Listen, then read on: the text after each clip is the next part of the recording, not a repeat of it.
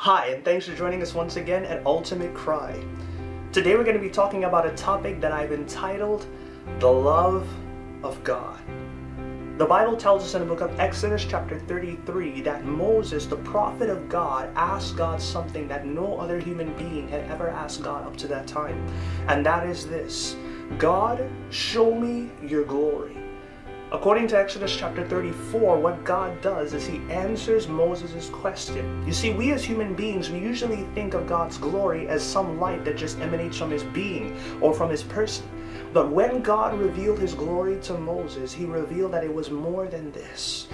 In Exodus chapter 34, from verse 1 through 6, God basically says in verse 6, the Lord, merciful, long-suffering, abundant in mercy, basically showing love unto 1,000 generations of them that love me, and bringing judgment to those that hate me and rebel against my commandments. So therefore we see that when God finally reveals his glory to Moses, he actually proclaims his attributes: love, mercy, long-suffering, patient, but yet at the same time justice.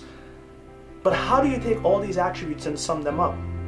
According to the book of 1 John chapter 4 and verse 8, the Bible tells us, he that loveth not knoweth not God, meaning he doesn't have a relationship with God. Why? Because God is love. So therefore, the glory of God that was revealed to Moses, God actually revealed to Moses that glory is actually his character, but all these attributes that make up his character is summed up in one word in the book of 1 John chapter 4 and verse 8, and that word is love.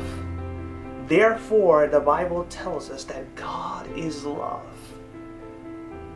But I know your next question probably is this: what is love? The Bible tells us in John chapter 3 and verse 16 this powerful, amazing fact. And that is that for God so loved the world that he didn't just sit on his celestial throne and say it to the world so that the world can hear it, but he actually demonstrated that love to the world so the world could see it. For God so loved the world that he gave his only begotten Son, that whosoever believeth in him should not perish, but have everlasting life.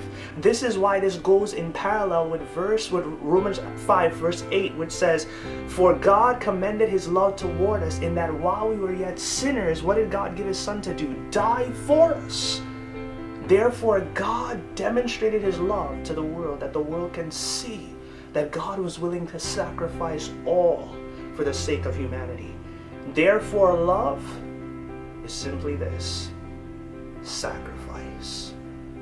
The question is, if we truly love God, how much are we willing to give for him? This is why it makes sense, friends, that when God says through his servant John in the book of Revelation chapter 14 and verse 7, actually starting from verse 6, it says, and I saw another angel fly in the midst of heaven, having the everlasting gospel to preach unto them that dwell on the earth, unto every nation, tongue, tribe, and people, saying with a loud voice, do what? Fear God and give him glory.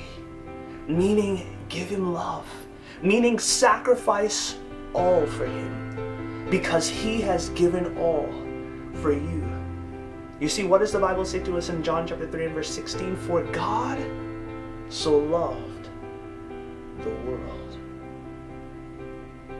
Now you see, it's not about that thing spinning on an axis, this inanimate object spinning on an axis, but it's really about what's in that object, and that is you. For God so loved the world that he gave his Son for you. The question is, friends, how much are you willing to give for him?